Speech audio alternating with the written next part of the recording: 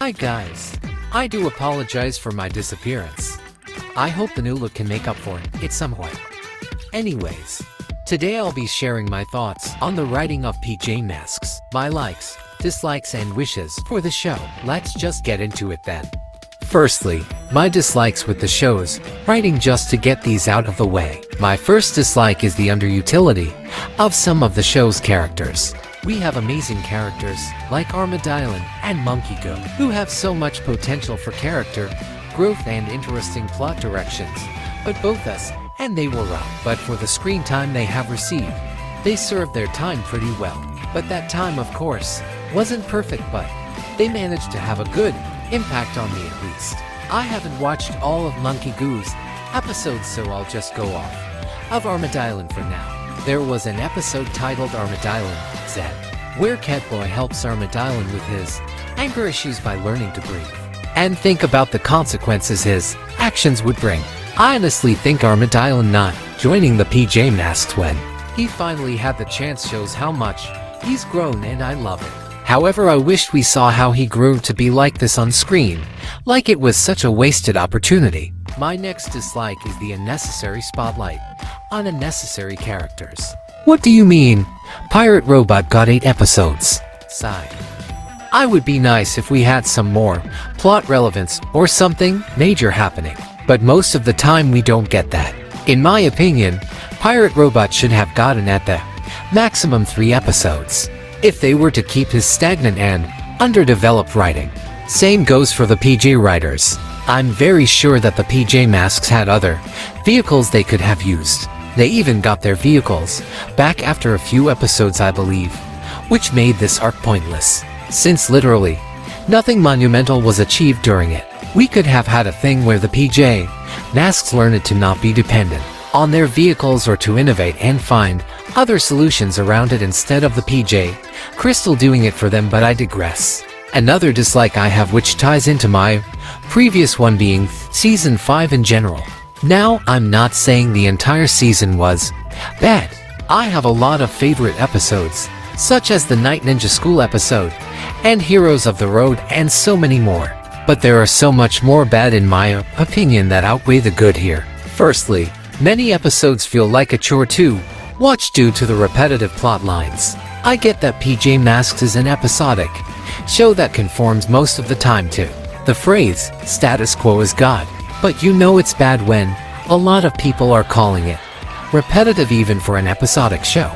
Another con of this season being the character butchering that is happening.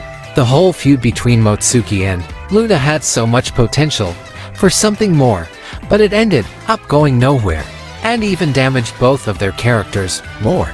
Luna now only has her main plot line of wanting to go back to the moon, and making absolutely no progress with Motsuki, and then they just magically make up at the end of the season. Luna's whole thing is that she is an anti-villain. She does the things she does because she is lonely and wants friends and attention. You think getting Motsuki, the girl who has been eating away at Luna and preventing her from enjoying a good life with friends away from villainy, away from Luna, would allow Luna to finally be free and to live the life she wants to, and hopefully grow as a person. But no. All she does is whine about wanting to take control of the moon again, or having trivial conflicts with Motsuki. I know the moon is very important to her, but I think a good plot point would be letting go of the moon to make way for her newfound friendships, or at least try. Speaking of Motsuki, doesn't she want to keep by Luna's side? Most toddlers usually don't hold grudges for long, so I thought that could lead somewhere. Like Motsuki, once ruling the moon, quickly felt the loneliness Luna felt, and understood her sister's motives. But again, nothing. But oh well, I have to move on myself. Let's have a lightning round for the other butchered characters, shall we? Hiko. His sarcastic and responsible personality has been toned down to something more cutesy and dependent. Armadillo, I believe, was sidelined and absent from this season entirely, not even showing up until season 6. PJ Robot also has been toned down to be nothing but a damsel in distress, and all the progress he got standing up against Romeo and others is gone. Ortisha had an interesting plot and potential, but only got like 5 episodes before she got axed from the show. The Speedy Twins have no other character trait than wanting to race. They don't even have a motive for doing that. It's not like Octobella being evil for the sake of evil. They literally have nothing going for them. Gloop also had potential to be a really interesting villain, and I would have loved to see him rival Romeo and Octobella in terms of villainy, but sadly he got a scuffed redemption arc. I'm still mad about this because why did Gloop of all characters get a redemption arc but not Luna? I understand if they wanted to keep Luna as a villain for marketing's sake, but we could have kept her as an anti-villain, at the very least. Sigh. Let's move on. Some characters actually need more screen time. Characters like Lily Faye and Ice Cub need some time to cook and simmer, like the others from the main hero cast. We need to see more of their flaws and what they can bring to the table personality-wise. Hot take, for me at least, these characters make Season 6 quite a chore to watch. The final point for this section is the morals. Sometimes, they have the right intentions, just the wrong execution, like the infamous don't get mad moral, or trust everyone moral. When delivered like this, it tells people, more importantly kids, to bottle up their emotions instead of dealing with them in proper and healthy ways which lead to terrible consequences later on. There are good executions of morals which I will get onto later in the video. Now let's finally get onto the next section. My likes for the writing of PJ Masks. Firstly, the nice characterization of the characters, especially in earlier, and sometimes even in the later seasons. Like again, Luna. Like I said before, time and time again, her deal is that she does villain-worthy things to get attention, for a chance at friendship. The main PJ trio also had this.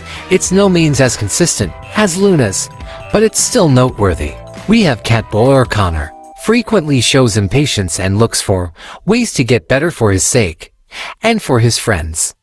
He also has quite the ego which gets in the way a lot, but he also shows that he can be a good leader, as good as he can get anyway. Aulette or Amaya also sometimes shows impatience and quite an ego too. She also sometimes thinks of only herself, or thinks that she could do everything on her own without anyone's help, which gets her into trouble. But she is also intelligent and a good teammate to have. Lastly, but certainly not the least, Gekko or Greg. He sometimes displays insecurity about his own abilities, but that is quickly helped by his friends. He is also shown to be sarcastic and sassy, which unfortunately got toned down in later seasons. Rip sarcastic Gekko, you will be missed. Gekko is also shown to be responsible and very reliable when it comes to missions. He will most definitely get the job done. As you can see, there is plenty of potential to be found in these characters, and also if I yapped about Romeo or Night Ninja, this video would be hours long. The characterization is mostly pretty consistent, which is another one of my likes about the show. My next little point here is that this show allows for so many out-of-context clips. I have a few compilations, and I'm sure there is a couple others here on YouTube as well. This is mainly why I watch the show lol. My next point is when they get a moral right, they get it right. An amazing moral, for example, is the one in PJ Robot vs Romeo, one of my favorite episodes of all time. It's a variant of the don't get mad moral, but more thoroughly thought out.